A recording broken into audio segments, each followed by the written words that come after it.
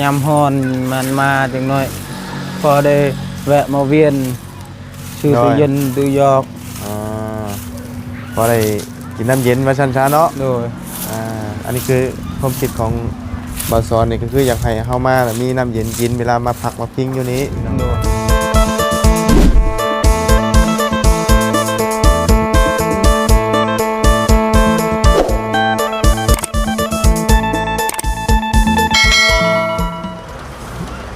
เอาวันนี้เป็นกันหนึ่งข้าวหนึ่งน้ำแล้วนะพี่น้องนะทั้งบอสอนเขาเนาะหลังจากที่ว่าบาบุญได้โทรหาทั้งหมู่คู่เนาะเรื่องเงินที่เดือพี่น้องเนาะเพราะว่าทั้งบอสอนเนาะเพิ่นก็อยากได้ตู้เย็นพี่น้องเนาะเพราะว่าช่วงนี่มันก็หนาวอยู่แต่ว่าพุ่นน่ะช่วงเทศกาลเดือน4เดือน5พี่น้องเนาะมันก็เริ่มเข้าฤดูกาลหน้าร้อนพี่น้องเนาะก็บาบุญก็ได้เอาคำว่านั่นก็เป็นตู้เย็นนั่นแหละพี่น้องเนาะเพราะว่าเงินยังเหลืออยู่พี่น้องเนาะเพราะว่าเงินรวมสมทบของบาบุญที่ว่าซื้อรถซื้อล่างน่ะได้ออกไปแค่700,000กับ10,000กีบเนาะก็มีแต่ว่าส่วนที่เหลือก็มีแต่มาซื้อตู้เย็นเย็นนี่แหละพี่น้องเนาะไว้ให้ทั้งน้องซอนเนาะแล้วเฮามาก็จะได้กินน้ำเย็นน้ำพี่น้องเนาะเอาก่อนอื่นก็กับสบายดีและสวัสดีพี่น้องกันเบิดสุขุสุคนพี่น้องเนาะพ่อๆกันก็โอ้ยพี่น้องเอ้ยฝนนี่ก็ได้ว่าอยู่มุมใดเจใดเนาะลมซ้ำลมมันมีฝนโปรยลงมาหน่อยนึงบัดนี้โอ้ยรู้สึกว่าหนาวแห้งพี่น้องเนาะเอาเราก็ทำความอันนี้คือเก่าแล้วเนี่ยพี่น้องเอ้ยหัวสวนแล้วนี่แหละเนาะแล้วเรียบร้อยแล้วเหลือแต่ปลูกบัดนี้เนาะแล้วคักแล้วแน่เลยนะเนาะก็ถือว่าทำความสะอาดขวดแถวนี้แหละนี่แหละพี่น้องเนาะลูกผู้ชายเฮ็ดได้สำนี้ก็ถือว่าโอเคแล้วชีวิตชายโสดเนาะ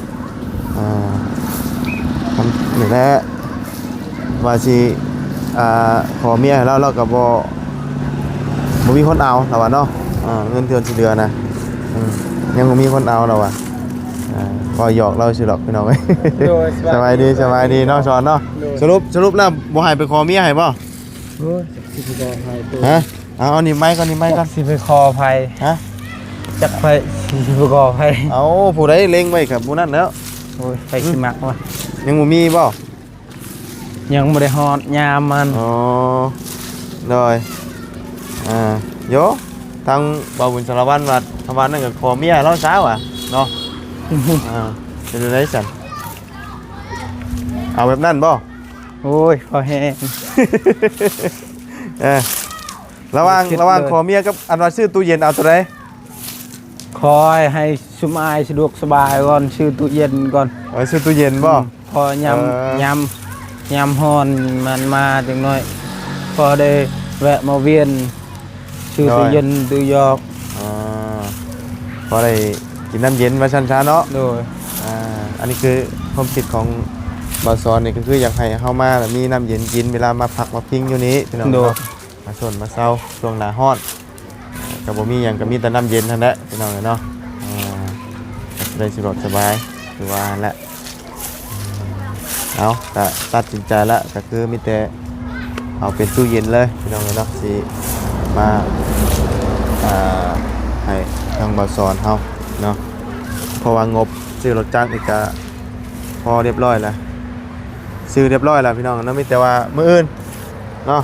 บ่เสี่ยงเพิ่นจังสิได้เอาขึ้นรถมาให้โดยได้แน่นอนเนาะโดยซื้อแล้วเรียบร้อยแต่เป็นเงินกีบเป็นราคาเท่าไหร่บางบุญยังบ่ได้เบิ่งโดยลืมถามพี่น้องเอ้ยเนาะบ่ได้คุยกันลืมถามเลยลืมถามเรื่องราคารถมันก็สิน่าจะซ้ำเก่าแหละ 25,000 คือเก่าน่ะเนาะ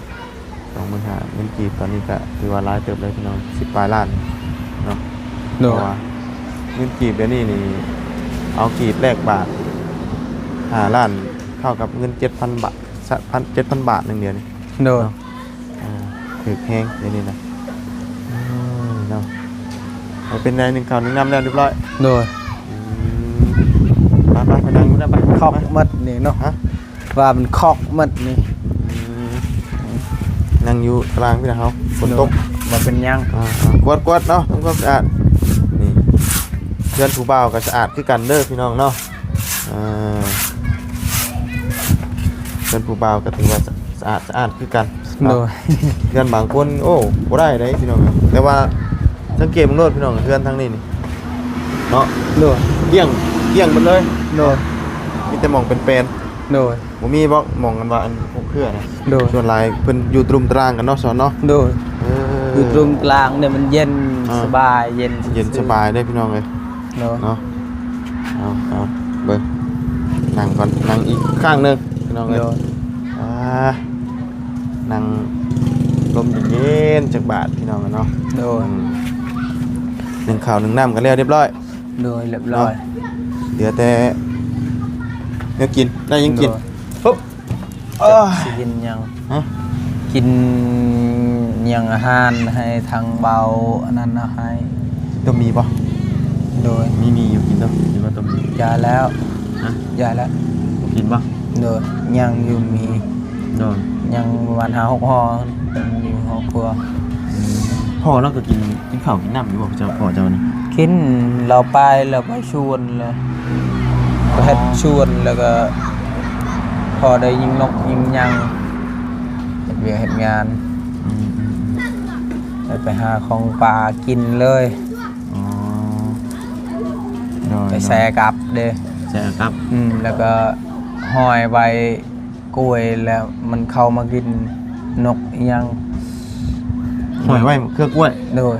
แบบธรรมชาติ ว่าง่ายคือบ่ต้องเอาเหยื่อใส่ โดย เอาไปหอยใส่อันหมองเครือกล้วยที่ว่ามันสุกนั้น โดย แล้วมันเข้ามากิน โดยอยู่เฮาทำมาหากินแบบนั้นมันแหละเพื่อจะได้ โดย นกได้หยังครับได้เฮ็ดกับเฮาบ่ได้แนวสิกิน โดย กินแต่ของซื้อก็บ่มีเงิน นี่นั่นแหละ โด เนาะ ย เอาเนาะกะ โดย เรื่องรถเรื่องร่างก็ถือว่า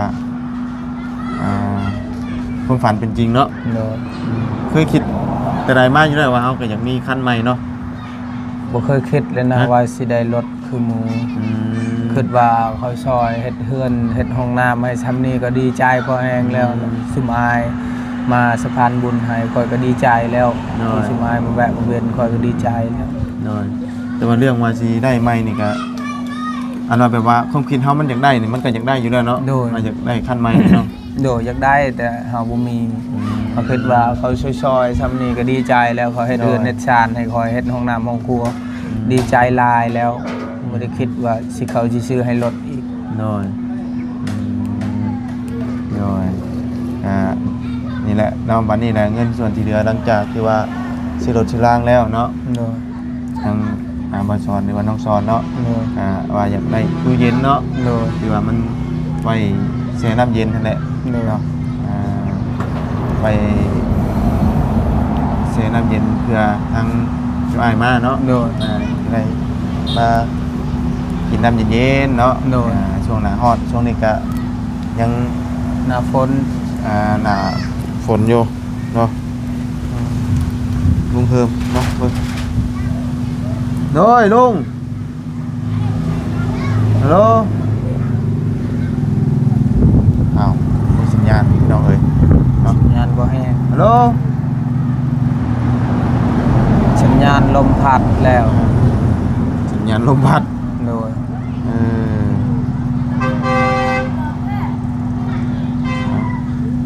เอาออกไปถ่ายคุณบ่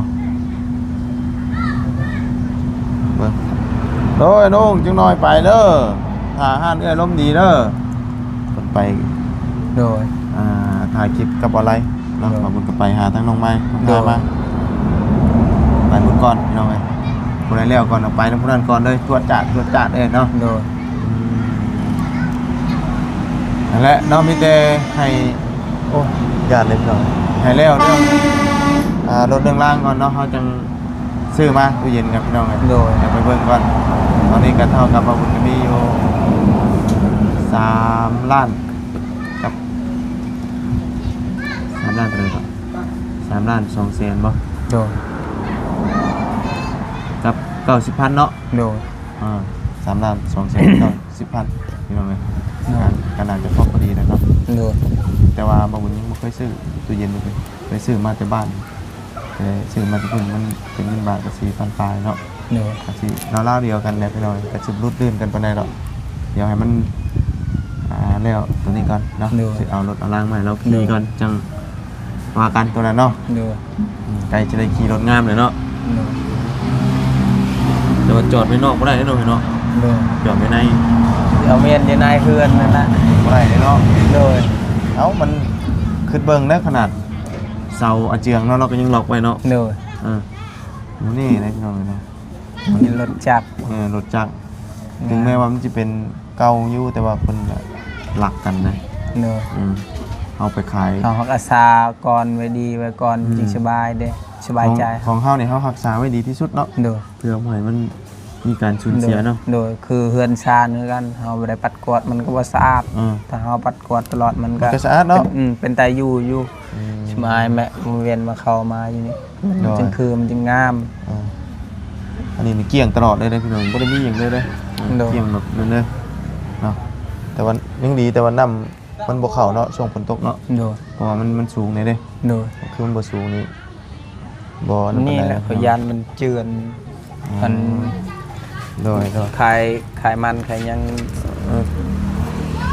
เสียเอาคืนมายัง โดย ยันดินมันเจือนนี่เบิ่งมันโฮงแหละ นี่บ่ คันเฮาเทใส่ปูนมันจึงอันนั้นแน่มันถึกแต่ปูนมันก็บ่ได้ลงเลยเบิ่ง โดย เฮาทุ่มแล้วเฮาขุดแต่พุ่นดินในตะกี้ บ่ โอ้ตะกี้เห็นสูงเลยอยู่ลุมนะมันเข้าเลยตะกี้คันเฮาเทใส่ปูนมันจึงถึกปูนนั่นเด้น้ำมันบ่ได้ลงอีกดิน โดย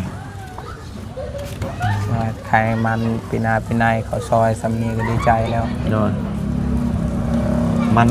เป็นได้หลายปีนี้เนาะขึ้นแล้วบ่ เมื่อได้ขึ้น1,000 เอส 1,000 1,000 เอสแล้วก็โอ้ยเจียงได้ 1,000 พี่น้องเนาะโลละ1,000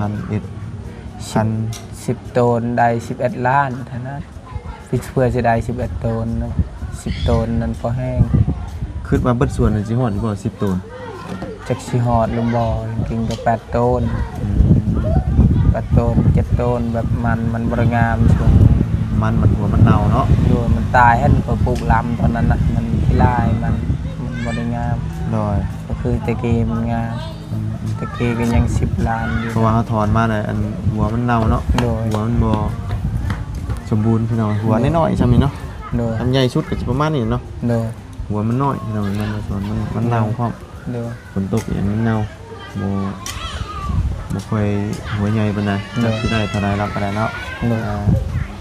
และเดือนยังก็คน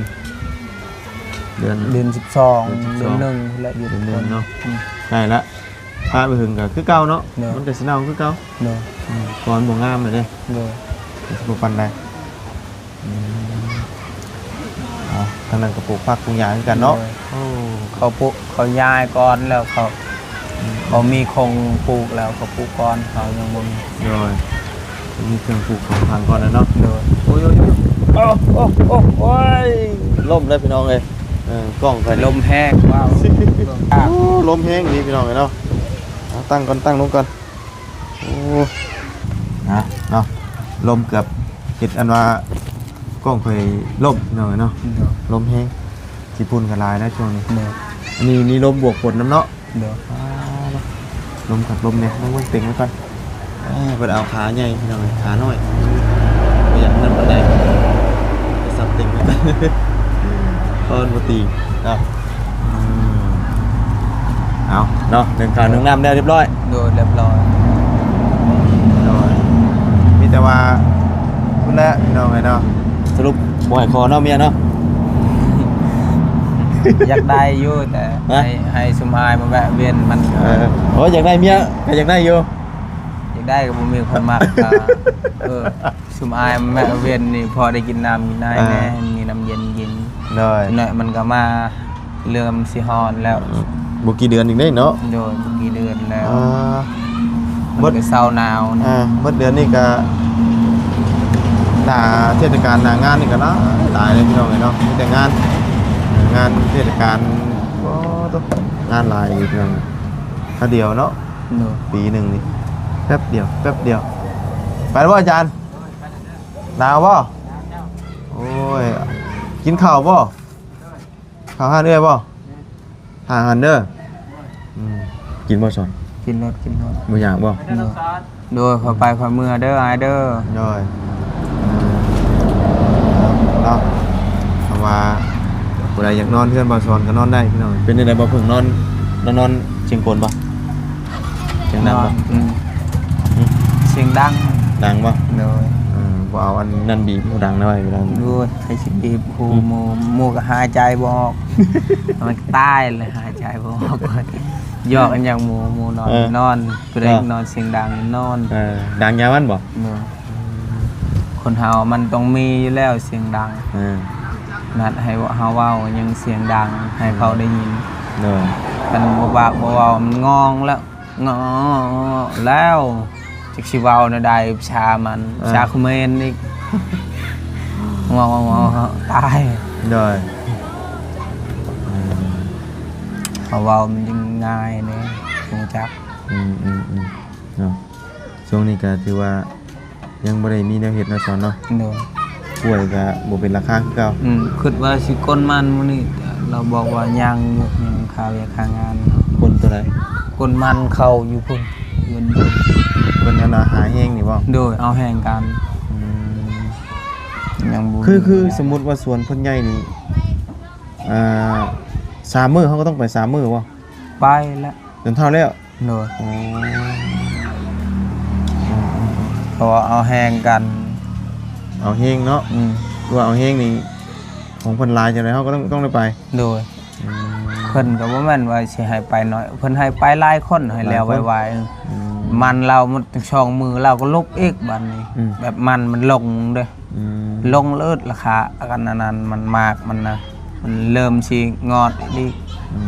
เด็กเขาบ่ซื้อมือหนึงหาได้ขึ้นเลย2มือหนึงก่อนมือหนึงก็ขึ้นอันนั้น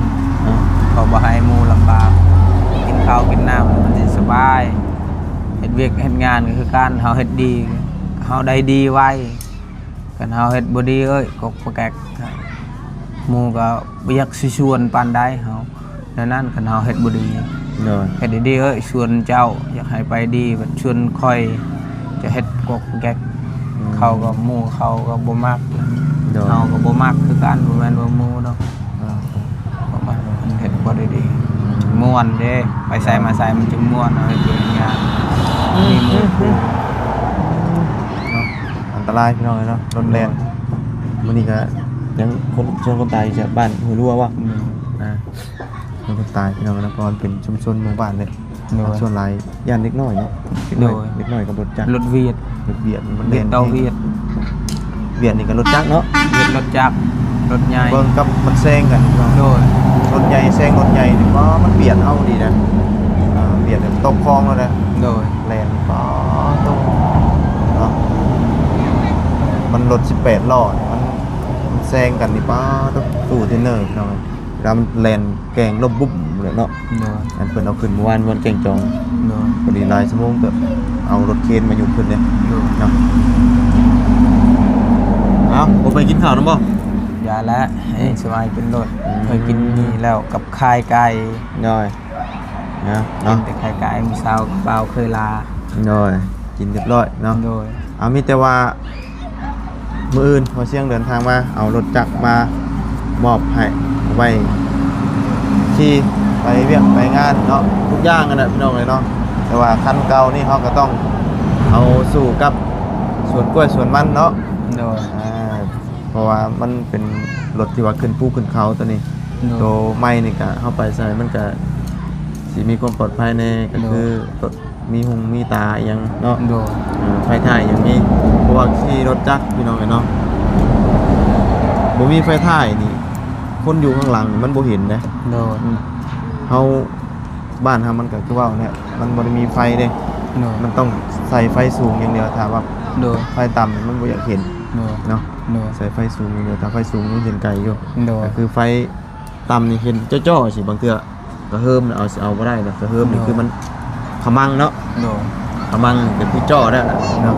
สิตามตูดเลยเนาะ โดย เอาสรุปแล้วก็คือเงินที่เหลือก็สิซื้อตู้เย็นเนาะมาให้ทางน้องสอนเนาะ โดย บ่เอาเมียเนาะ โ โดย บ่เอาเนาะสู่ขอเมียเนาะ โดย เดี๋ยวหาไม้เนาะขายมันก่อนเนาะเนาะ โดยเขาซอยสำเนียงดีใจแล้ว โดยเนาะก็หยอกว่าหัวกันสิดอกพี่น้องเนาะเรื่องเอาลูกเอาเมียเนาะนะอันนี้มันบังคับกันบ่ได้เนาะ โดย และอยู่โสดๆไปจนโดนอยู่ไปที่แหละนี่ม่วนดีเนาะต้องซีเรียส ฮอดมือฮอดยาม เอาเมียไปแล้วกันคือว่านะมันต้องเฮ็ดเวียกนักได้อันนี้เฮาเฮ็ดชวนมันเฮามาเฮือนเฮานอนว่าปีนทองพี่น้องเนาะเด็กนอนนอนปีนทองอีก นอนปีนทองแล้วไงก่อนโกงเกาะอยู่เนาะ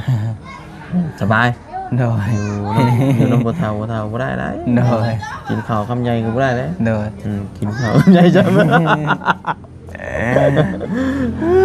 เนาะป้าชาวพี่น้องจังไดก็พ้อกันใหม่เด้อเนาะสบายดีเด้อเนาะเอาเดี๋ยวรุ่นกันว่ารถสิมา โดย ก่อนจักโมงเนาะ ขอบใจหลายๆเด้อป้าลุง FC ทุกคนที่มาคอมเมนต์มาช่วยเหลือให้ได้รถได้ล้างให้ได้ตู้เย็นตู้ยอก็ขอบใจหลายๆ FC ทุกคนแล้วก็ป้าลุงที่มาสดมาซอยขอให้อยู่ดีมีแรงหมดทุกคนเด้อสาธุ เนาะเอาเดี๋ยวจังว่ากันเนาะ โดย ต้มเป็ดต้มไก่ก็หามาเด้อ โอ้ย ขาหมูขาเบ้กันเนาะ นี่แต่ไกลนั่นแหละ ไกล สิ เปล่า แคนรถหัน โอ้ มีเงินมาไปใช้ เอาไก่ก็เอาตัวน้อยๆก็ได้บ่ต้องเอาตัวใหญ่บ่เป็นฮีทเนาะ โดย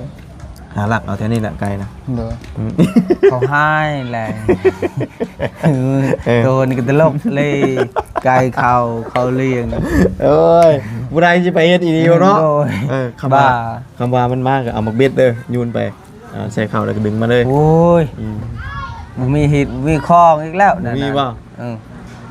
กินไก่ลักอีกรถก็ไปลักเอาอีกอยากได้ เอ้าเว้าเนื้อหัวม่วนนั่นแหละพี่น้องไอ้เนาะ ใจ ไป ละลายเด้อ สบายดีเด้อ สวัสดีเด้อ ไปเ